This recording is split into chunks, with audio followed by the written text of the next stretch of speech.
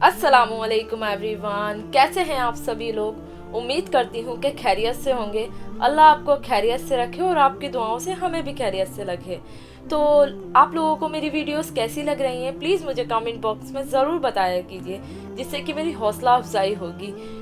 आज का मेरा मौजू ये है कि हम रमज़ान के बाबरकत महीने में चल रहे हैं, जिसमें एक के 70 सवाब मिलेगा, यानी एक नेकी करने पर हमें 70 गुना नेकियों का सवाब मिलेगा। तो इसमें हम ज़कात अगर देंगे तो हमें कितना सवाब मिलेगा? एक ज़कात देने पर 70 गुना ज़कात देने का सवाब मिलेगा। तो चलिए मैं आपको बताती हूँ ज़कात किस पर फ़र्ज़ होती है और ज़कात को हम कैलकुलेट कैसे करें और ज़कात किन लोगों को हमें देनी चाहिए। तो चलिए वीडियो को स्टार्ट करते हैं। पहले तो मैं बताती हूँ आपको कि इस्लाम की बुनियादी चीज़ें जो अल्लाह सुब्हान व तआला ने हमारे नबी के ज़राए से हमें बताई हैं, वो 5 चीज़ें हैं। तो वो 5 चीज़ें क्या हैं? पहला तो तौहीद का करार करना, यानी अल्लाह के सिवा कोई माबूद नहीं और मोहम्मद सल्लल्लाहु अलैहि वसल्लम अल्लाह के नबी हैं। और दूसरी चीज़ क्या है? नमाज को अदा करना। तीसरी चीज़ क्या है? रोज़ा रखना। चौथी चीज़ हज करना और पांचवी चीज़ ज़कात देना। ये 3 फराइज़ तो सभी मुसलमानों के लिए हैं, मतलब कि जिसने कलमा पढ़ा और जो भी मुसलमान है सभी के लिए हैं ये।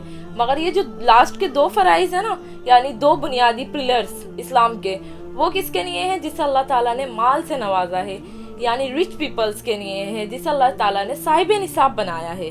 तो ये 2 कौन से फराइज़ हैं? हज करना और ज़कात देना। तो मैं आपको ये बता रही हूँ कि ज़कात अगर हम अदा नहीं करेंगे तो अल्लाह का हम एक फ़र्ज़ अदा नहीं कर रहे। तो आप सोच सकते हैं कि कितना बड़ा गुनाह मिलेगा हमें। अल्लाह सुब्हान व तआला कहते हैं कि तुम नमाज को टाइम से अदा करो। ये मैं आयत का तर्जुमा बता रही हूँ आपको। सूरह बकरा की आयत नंबर 43 में अल्लाह ताला ने कहा है कि तुम नमाज को अदा करो और खुलूस से अदा करो और ज़कात अदा करते रहो। तो अल्लाह ताला हमसे कुरान में भी कह रहा है और नबी करीम ने भी हमें बता दिया कि हमें ज़कात को अदा करनी है। तो हम ज़कात कैसे अदा करेंगे? ज़कात हमें 355 डेज़ में अदा करनी है। होता है ना 365 डेज़ का वो चलता है।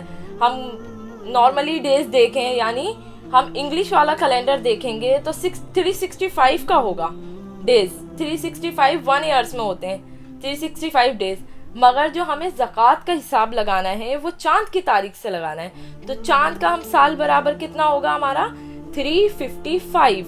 तो हम अगर एक दिन मुकर्रर करना है आपको, कोई सा एक दिन मुकर्रर करके, यानी हमने रमज़ान का मुकर्रर करा तो हमने 7वें रोज़े को ज़कात दी, तो हम अगले रमज़ान भी इंशाल्लाह कोशिश यही करें कि 7वें रोज़े को ज़कात दें। ना इससे देरी करें और ना इससे जल्दी करें। जल्दी कर देंगे तो फिर भी कोई मसला नहीं है, मगर इससे देरी नहीं करें क्योंकि आपको गुनाह मिलेगा फिर। तो चलिए मैं बताती हूँ ज़कात किन लोगों पर फ़र्ज़ है। जिनके पास ये 4 चीज़ें हो ना, 5 चीज़ें, उन पर ज़कात फ़र्ज़ है। तो पहली चीज़ क्या है? सोने का होना। और दूसरी चीज़ क्या है? चांदी का होना।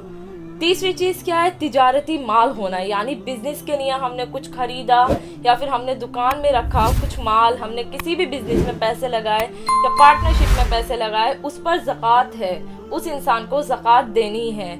और चौथी चीज़ क्या है कि जो हमारे घर में सामान होता है, कोई सामान एक्स्ट्रा में आ गया और बहुत टाइम से रखा हुआ है, जिस पर 1 साल गुजर गया, उस पर ज़कात फ़र्ज़ है, और यानी कैश। और 5वीं चीज़ क्या है? कैश। अगर हमारे घर में कैश रखा हुआ है, इतना कैश कि हमारे 7.5 तोले सोना आ जाए और 52 तोले चांदी आ जाए, तो इस कैश की भी हमें ज़कात देनी पड़ेगी। तो हम क्या समझे इस चीज़ से कि हमें ज़कात ज़रूरी निकालनी है। तो ज़कात का हम काउंटेबल कैसे करेंगे? ज़कात को हम काउंट कैसे करेंगे? ज़कात को हम इस तरीके से काउंट करेंगे कि अगर मेरे और आपके पास सोना है तो वो कितना होना चाहिए? 7.5 तोले सोना होना चाहिए। उस इंसान पर ज़कात फ़र्ज़ है। 7.5 तोले आसान लैंग्वेज में बता दूं मैं आपको तो 85 ग्राम सोना होने पर हमें ज़कात देनी है, और सोने के ही हिसाब से ज़कात देनी है। सोने का रेट मालूम करना है, चाहो तो आप पैसे देकर ज़कात दे दें या फिर सोने की कोई चीज़ देकर ज़कात दे दें। ऐसे ही चांदी पर आते हैं। चांदी की ज़कात कितनी होगी?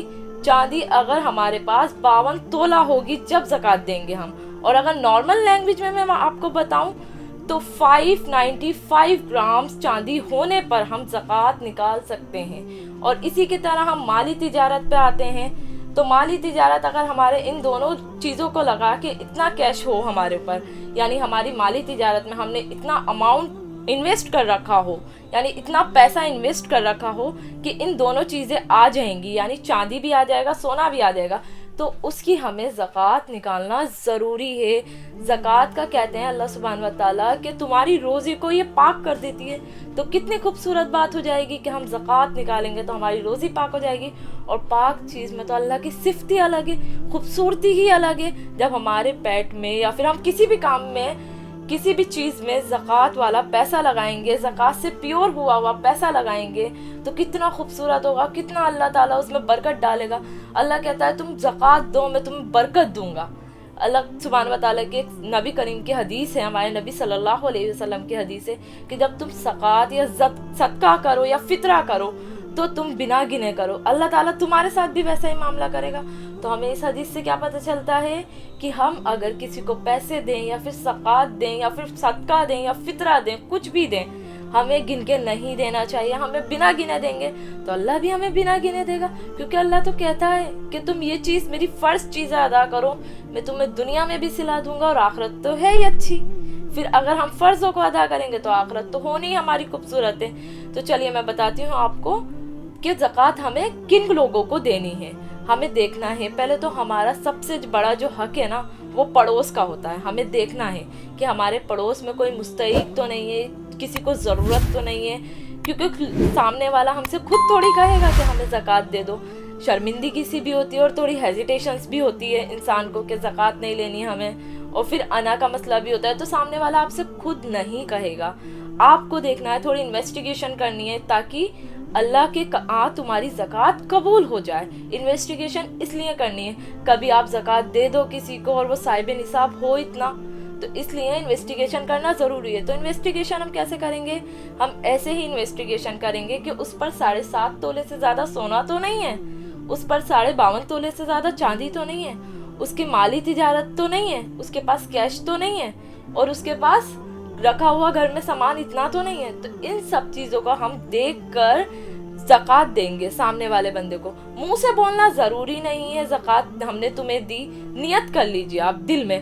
ایسا ہوتا ہے نا، کئی بار میں نے سنا ہے کئی لوگوں سے کہ ہم تو زکوٰۃ کے پیسوں سے راشن بھروا دیتے ہیں لوگوں کا، تو اگر آپ نے اس پیسوں کی راشن بھروا دیا اور نیت نہیں کری تو آپ کی زکوٰۃ مانی ہی کب گئی؟ آپ کو سب سے پہلے نیت کرنی ہے، جیسا کہ نبی کریم کی حدیث ہے انما الاعمال بالنیات، تمام اعمالوں کا دار و مدار نیت پر موقوف ہے۔ تو ہمیں کیا کرنی ہے؟ سب سے پہلے نیت کرنی ہے، اور زکوٰۃ کو جلدی سے جلدی ادا کرنا ہے، زکوٰۃ کو دن اور ٹائم کے حساب سے ادا کرنا ہے۔ زکوٰۃ میں دیری نہیں کرنی، کیونکہ اللہ کا یہ فرض ہے، اور اللہ کہتا ہے کہ اگر تو نے میرا یہ فرض ادا نہیں کیا نا تو جو تو اپنے زیور پہنے گا وہ قیامت کے روز تیرے گلے میں کالا سانپ کی طرح لٹکیں گے اور وہ تجھے ڈسیں گے۔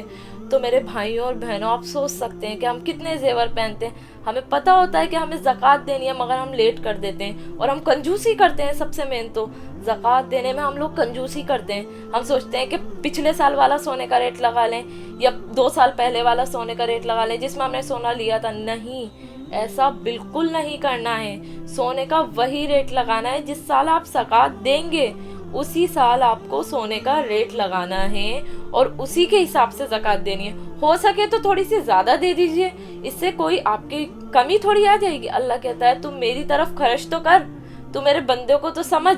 اللہ نے کتنا خوبصورت یہ وہ بنایا ہے، فرض بنا دیا اللہ تعالیٰ نے کہ جو مالدار ہیں وہ غریبوں کو سمجھیں گے، اور اس سے صلح رحمی بھی بنے گی، آپس میں بھائی چارہ بھی رہے گا۔